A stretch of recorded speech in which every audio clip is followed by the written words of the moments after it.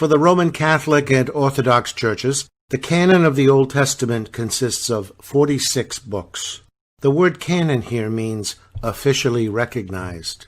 The Church canonizes people, officially recognized saints, laws, canon law, and books of the Bible. Be aware that simply because a person, book, or law has not been canonized, that does not mean the Church is condemning them. For example, most of the saints who now live in the presence of God are not officially canonized. We commemorate them on All Saints' Day. And in a similar fashion, simply because a book has not been canonized does not mean the Church is condemning it. Catholic and Orthodox churches divide the canonized books of the Hebrew Scriptures, the Old Testament, into 4 categories. First, the Torah. Second, the historical books. Third, wisdom literature. And fourth, the prophets. By the way, Protestants and Jews include only 39 books in their canon.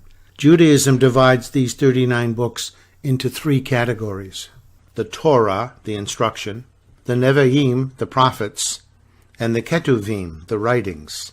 And they refer to the entire collection with the Hebrew acronym TNK, the Tanakh. The additional 7 books that Catholic and Orthodox include in the canon are often referred to as deuterocanonical or second canon books. They are the books of Tobit, Judith, 1 and 2 Maccabees, Wisdom of Solomon, Sirach, also known as Ecclesiasticus, and Baruch. Following the Catholic designations, the first category is called the Torah, a Hebrew word meaning the instruction. Even before the time of Christ, many Jews lived outside of Israel and did not speak Hebrew. These Jews were Greek-speaking, and they translated their scriptures into Greek. In Greek, the Torah is called the Pentateuch, literally, the 5 scrolls. The Torah, or Pentateuch, is 5 books: Genesis, Exodus, Leviticus, Numbers, and Deuteronomy. And they are often called the Law of Moses, or simply the Law.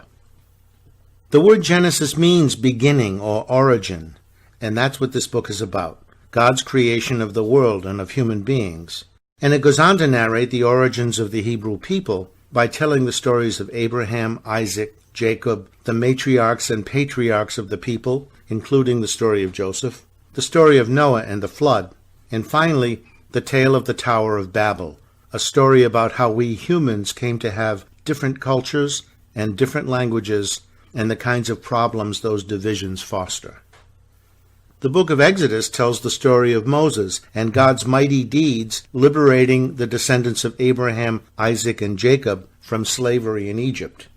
It goes on to relate how Moses receives the commandments from God at Mount Sinai, and how the people enter into a new covenant with God, and how they eventually make their way to Moab on the border of Palestine, their promised land. The book of Leviticus describes Moses giving procedural instructions to the priests who had to be from the tribe of Levi, hence the name of the book. The book explains how priests are to carry out offerings, ceremonies, and celebrations, and was written to help Israelites appreciate the infinite holiness of God, and that God desires his people to be holy themselves. The book of Numbers tells the story of how Israel prepared to enter the Promised Land, but instead sinned and was punished. Numbers describes Moses taking a census of the population on 2 occasions, hence the name Numbers. Deuteronomy literally means second law, and this book is very similar to the book of Exodus in many ways. Its purpose is to update the Jewish law and to remind the Israelites of what God has done for them and what God expects of them.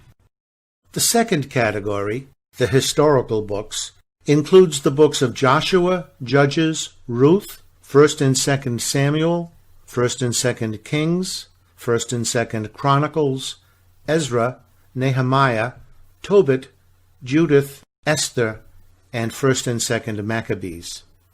The kind of writing we today would call historical did not exist in the ancient world. Careful, detailed scientific history wasn't invented until the time of the Renaissance.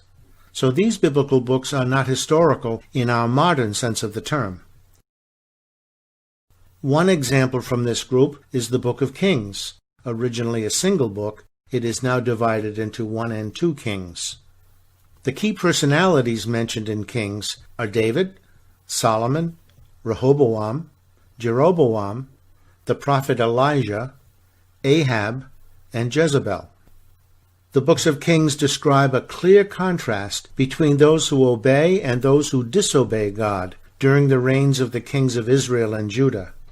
Kings describes the rule of Solomon as the last king of a united Israel, and the split of that kingdom after his death into the kingdoms of Israel in the north and Judah in the south. The third category, the wisdom books, include the books of Job, Psalms, Proverbs, Ecclesiastes, the Song of Songs, Wisdom, Jesus ben Sirach, and Baruch. These books actually differ greatly in form, purpose, and content. For example, Proverbs collects and transmits traditional Jewish wisdom teaching, the kind of lessons a grandfather would want his grandson to know, while a book like Psalms is a collection of hymns meant for worship and other liturgical functions, such as the coronation of a king.